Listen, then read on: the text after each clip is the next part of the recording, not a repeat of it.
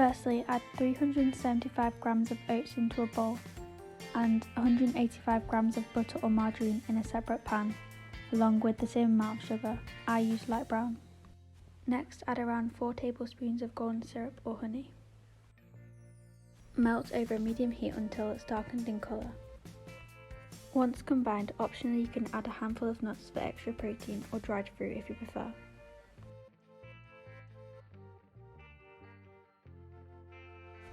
Here I added chocolate, but if you do this, make sure to let the mixture cool, otherwise it will melt.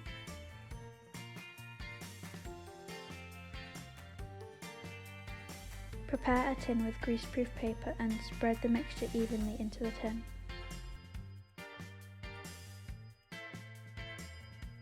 Bake in the oven at 200 degrees or gas 6 for 20 minutes until golden brown.